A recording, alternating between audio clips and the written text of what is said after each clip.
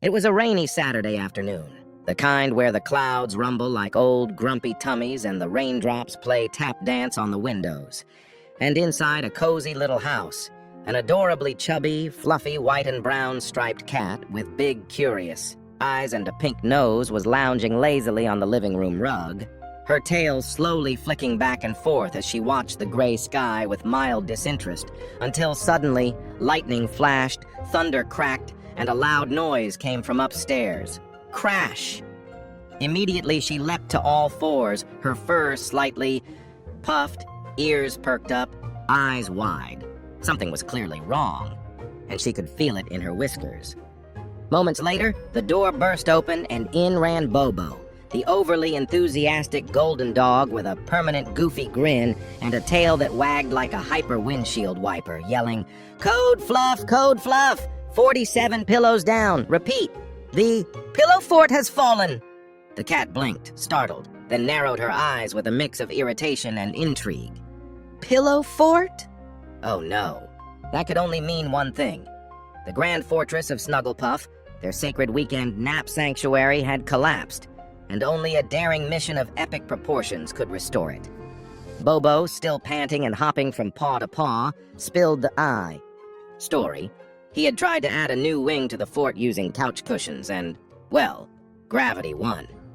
With no time to waste, the cat gave a determined flick of her tail, bounded up the stairs with Bobo bumbling behind her, and surveyed the disaster zone.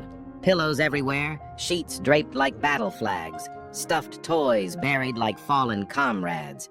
And in the center of it all, the collapsed throne made of couch cushions where the cat usually ruled with fluffy dignity. "Initiate operation. Pillow Fort Panic," she declared with a meow that meant business, and the mission began. First, reconnaissance.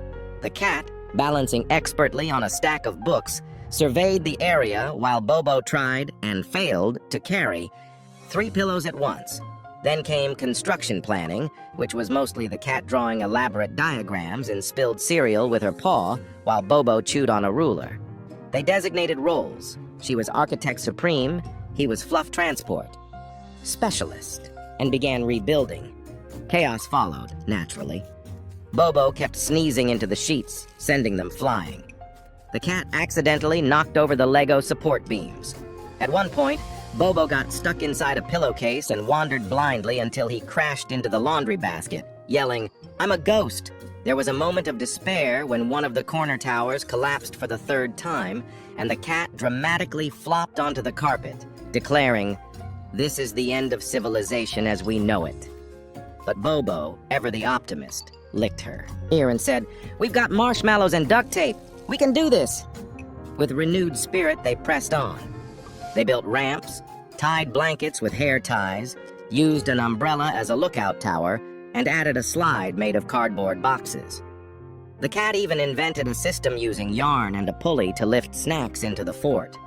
Finally, after hours of trials, setbacks, and enough fluff to stuff 10 teddy bears, the new pillow fort of legends was complete, bigger, fluffier, and more magnificent than ever. They both stood in awe for a moment, tails swishing proudly. Just as they were about to declare victory, the door creaked open, and there stood the human, arms crossed, eyebrow raised, mouth twitching between laughter and exasperation. "What happened here?" she asked. The cat quickly darted into the fort, peeking out with innocent eyes. Bobo just barked happily and knocked over a pile of cushions in excitement.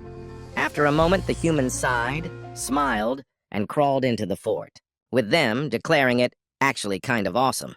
The 3 of them cuddled up inside, warm and snug as the rain poured outside, and the cat purred contentedly, scribbling something invisible on the inside wall with her paw. Mission: Pillow Fort Panic, success. The screen slowly fades, to black as soft music plays and words appear. Sometimes, the greatest adventures happen under a roof made of blankets.